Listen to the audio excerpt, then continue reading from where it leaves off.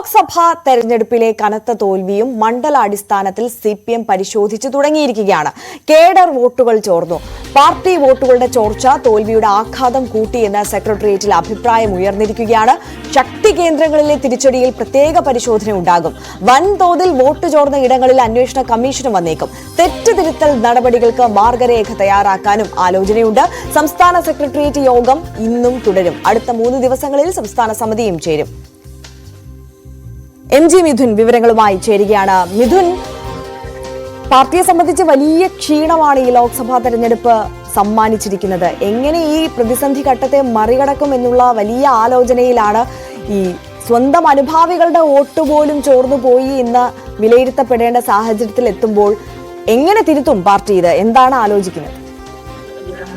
Arya, good morning. നമുക്കറിയാം, തുടർച്ചയായ 2ാം ലോക്സഭാ തെരഞ്ഞെടുപ്പിലുമാണ് വലിയ തിരിച്ചടി CPM നേരിടേണ്ടി വന്നിരിക്കുന്നത്. ഒരു സീറ്റിൽ മാത്രം ഒതുങ്ങി പോകുന്ന തരത്തിലേക്ക് കാര്യങ്ങൾ പോവുകയും ചെയ്തു. ഇതിന്റെ അടിസ്ഥാനത്തിലാണ് ഘടകകക്ഷികൾ ഉൾപ്പെടെയുള്ളവർ മുഖ്യമന്ത്രിയെ ഒഴിയണമെന്നുള്ള ആവശ്യം ഉയർത്തുന്നു. കൂടാതെ CPM-നെതിരെ പ്രധാനപ്പെട്ട നേതാക്കൾ, കഴിഞ്ഞ ദിവസം തോമസ് ഐസക് അടക്കമുള്ള നേതാക്കൾ കൂടി രംഗത്ത് വരുന്ന ഒരു സ്ഥിതിവിശേഷം ഉണ്ടായിരുന്നു. ഇതിന്റെ സാഹചര്യത്തിൽ കൂടിയാണ് ഇന്നലെ സെക്രട്ടേറിയറ്റ് യോഗം ചേർന്നത്. രാത്രി വൈകിയും ആ യോഗം ചേരുകയും ഇതിന്റെ ഈ പരാജയ കാര്യങ്ങൾ വിശദമായി പാർട്ടി പരിശോധിക്കുകയും ചെയ്തു എന്നുള്ളത് തന്നെയാണ് ഏറ്റവും ശ്രദ്ധേയമായിട്ടുള്ള കാര്യം. ഇതിന്റെ അടിസ്ഥാനത്തിൽ വൻ തോൽവിയിൽ മണ്ഡലാടിസ്ഥാനത്തിൽ സമഗ്ര പരിശോധനയ്ക്ക് ഒരുങ്ങുകയാണ് CPM. ഒപ്പം തന്നെ പാർട്ടി വോട്ടുകളിലെ ചോർച്ച തോൽവിക്ക് ആക്കം കൂട്ടിയെന്നാണ് സെക്രട്ടേറിയറ്റ് ചർച്ച നടക്കുന്നത്. ഇത് പാർട്ടി വോട്ട് ചോർന്ന മേഖലയിൽ പ്രത്യേക പരിശോധന നടത്താനുള്ള ഒരു തീരുമാനത്തിലേക്ക് സെക്രട്ടേറിയറ്റ് എത്തുകയും ചെയ്തിട്ടുണ്ട്. വൻതോതിൽ വോട്ട് ചോർന്ന ഇടങ്ങളിൽ അന്വേഷണ കമ്മീഷനെ നിയോഗിക്കാനുള്ള ഒരു തീരുമാനത്തിലേക്ക് കൂടി സെക്രട്ടേറിയറ്റ് യോഗം എത്തിയിരിക്കുന്നു എന്നുള്ളതാണ് ഏറ്റവും ശ്രദ്ധേയമായിട്ടുള്ള കാര്യം. കൂടാതെ സംസ്ഥാന സമിതിക്കുള്ള റിപ്പോർട്ടിൽ നടപടി ശുപാർശയ്ക്കും സാധ്യതയുണ്ട് എന്നാണ് നമുക്ക് മനസ്സിലാക്കാൻ സാധിക്കുന്നത്. നമുക്കറിയാം, ആലത്തൂർ ഒഴികെ എല്ലാ സീറ്റുകളിലും കനത്ത തോൽവി ഏറ്റുവാങ്ങേണ്ടി വന്നു. നേരത്തെ ഉണ്ടായിരുന്ന ആലപ്പുഴ സീറ്റ് പോലും കൈവിട്ടു പോകുന്ന തരത്തിലേക്ക് കാര്യങ്ങൾ പോവുകയും ചെയ്തു. കൂടാതെ പാർട്ടി ഗ്രാമങ്ങളിൽ പോലും BJP വോട്ട് ഇരട്ടിയാക്കിയതിന് പിന്നെന്താണ് എന്നുള്ള കാര്യം കൂടി CPM പരിശോധിക്കുന്നുണ്ട്. കൂടാതെ ഇത്രയും വലിയ തിരിച്ചറിയാൻ കഴിഞ്ഞില്ല എന്നും BJP-യുടെ വളർച്ച തിരിച്ചറിയാൻ കഴിഞ്ഞില്ല എന്നും യോഗത്തിൽ വിമർശനം ഉയർത്തുന്നുണ്ട്. കേരളത്തിലെ സാഹചര്യം സങ്കീർണമാണെന്നും ശക്തി കേന്ദ്രങ്ങളടക്കം വോട്ട് കുറഞ്ഞത് വിശദമായി പരിശോധിക്കണമെന്നും PBയും നേരത്തെ വ്യക്തമായ ഒരു സാഹചര്യത്തിൽ കൂടിയാണ് എന്തായാലും ഇന്നലെയായിട്ട് യോഗം ചേരുകയും ചെയ്തത്. ഇന്നും സംസ്ഥാന സെക്രട്ടേറിയറ്റ് യോഗം തുടരും. അടുത്ത 3 ദിവസങ്ങളിൽ സംസ്ഥാന സമിതിയും ചേരും. ഈ റിപ്പോർട്ടിന്റെ അടിസ്ഥാനത്തിലാണ് സംസ്ഥാന സമിതിയിൽ നടപടിക്കുള്ള ശുപാർശ അടക്കം കൈക്കൊള്ളുക എന്നുള്ളത് തന്നെയാണ് ഏറ്റവും ശ്രദ്ധേയമായിട്ടുള്ള കാര്യം. എന്തായാലും പാർട്ടി അടിത്തട്ടിൽ ഉണ്ടായിട്ടുള്ള ഈ ചോർച്ച, വോട്ടിലെ കുറവ്, ഇതെല്ലാം അടക്കം പരിശോധിക്കാനായി CPM ഒരുങ്ങി കഴിഞ്ഞിരിക്കുന്നു എന്നുള്ളതാണ് ഈ ഒരു ഘട്ടത്തിൽ. അതെ, പരിശോധിക്കുമ്പോൾ മിഥുൻ, ഈ തിരിച്ചടി നേരിട്ട സാഹചര്യത്തിൽ ഈ തിരിച്ചടിയുടെ ഒരു പ്രധാനപ്പെട്ട കാരണം അത് ഭരണവിരുദ്ധ വികാരമാണ്, അതോടൊപ്പം മുഖ്യമന്ത്രിയുടെ ധാർഷ്ട്യമാണ് എന്നുള്ള തരത്തിൽ അവലോകനങ്ങൾ വരുന്നുണ്ട് ഈ പ്രാഥമികമായും. അത് കഴിഞ്ഞ ദിവസം CPI ജില്ലാ കൗൺസിൽ ചേർന്നപ്പോൾ ഈ ഒരു വിഷയം ഉന്നയിച്ചിരുന്നു. ഘടകകക്ഷികളുടെ ഭാഗത്തു നിന്നുകൂടി ആ ഒരു അവലോകനം, അങ്ങനെ ഒരു അഭിപ്രായം ഉയർന്നു വരുന്നു. പാർട്ടിക്കുള്ളിലും അത്തരത്തിലൊരു അവലോകനം അത് ശക്തമാകുന്നില്ലേ മിഥുൻ?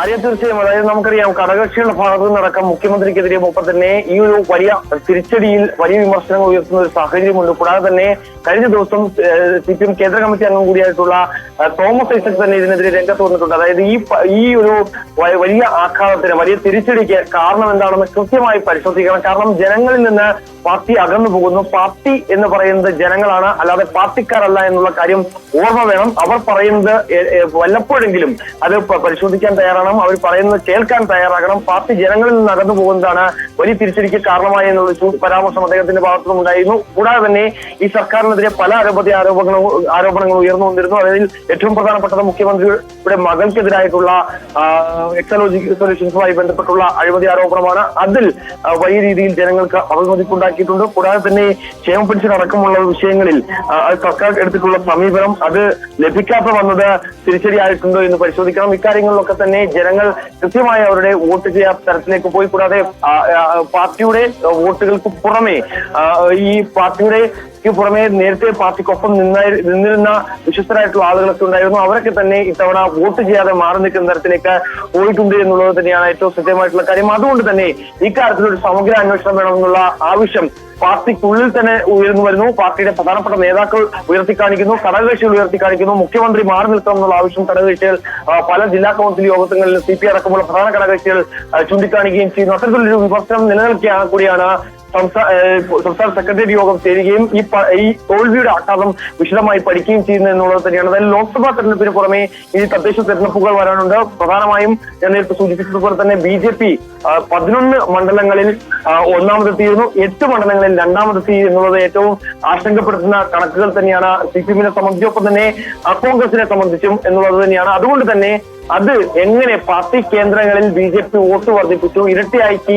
വോട്ട് വർദ്ധിപ്പിച്ചു. പാർട്ടിയുടെ മന്ത്രിമാർ തന്നെ മൂന്ന് മന്ത്രിമാരുടെ മണ്ഡലങ്ങളിൽ പോലും ഒന്നാമതെത്താൻ BJPക്ക് സാധിക്കുകയും ചെയ്തു. ഇത് എങ്ങനെ തിരിച്ചറിയാൻ പറ്റാതെ പോയി, ഇത് ഈ ഒരു വലിയ ആഘാതം എങ്ങനെ തിരിച്ചറിയാതെ പോയി എന്നുള്ള അടക്കമുള്ള കാര്യങ്ങളിൽ കൃത്യമായ പരിശോധന വേണമെന്നുള്ള ആവശ്യമാണ് സെക്രട്ടേറിയറ്റിൽ ഉയർന്നത്. വലിയ വിമർശനം ഉയരുകയും ചെയ്തു. ഇതിന്റെ അടിസ്ഥാനത്തിൽ കൂടിയാണ് ഒരു പരിശോധനയ്ക്ക് തയ്യാറാകാൻ വേണ്ടി തീരുമാനിച്ചത്. മണ്ഡലാടിസ്ഥാനത്തിൽ ഒരു കമ്മീഷനെ, അതായത് ഏറ്റവും കൂടുതൽ വോട്ടുകൾ ലഭിക്കാതെ പോയത്, ഏറ്റവും കൂടുതൽ തിരിച്ചടി ഉണ്ടായിട്ടുള്ള മണ്ഡലങ്ങളിൽ കമ്മീഷനെ വിലയിരുത്തുക, ഒപ്പം തന്നെ സംസ്ഥാന സമിതിക്ക് ഈ സെക്രട്ടേറിയറ്റിന്റെ റിപ്പോർട്ട് സമർപ്പിക്കുമ്പോൾ അതിൽ നടപടിക്ക് ഏതെങ്കിലും തരത്തിൽ ആർക്കെങ്കിലും വീഴ്ച പറ്റിയിട്ടുണ്ടോ, അവിടെ പ്രവർത്തനവുമായി ബന്ധപ്പെട്ട് സംഘടനാ തലത്തിൽ ഏതെങ്കിലും തരത്തിലുള്ള വീഴ്ചകൾ സംഭവിച്ചിട്ടുണ്ടോ, അതിനൊക്കെ ചൂണ്ടിക്കാണിച്ചുകൊണ്ട് ശുപാർശ, അതായത് ഒരു നടപടി ശുപാർശ കൂടി സാധ്യതയുണ്ട് എന്നാണ് നമുക്ക് ഈ ഒരു ഘട്ടത്തിൽ മനസ്സിലാക്കാൻ സാധിക്കുന്നത്. എന്തായാലും ഇന്നും സെക്രട്ടേറിയറ്റ് യോഗം തുടരും. നാളെ മുതൽ 3 ദിവസം സംസ്ഥാന സമിതിയും ചേരും. ആര്യ.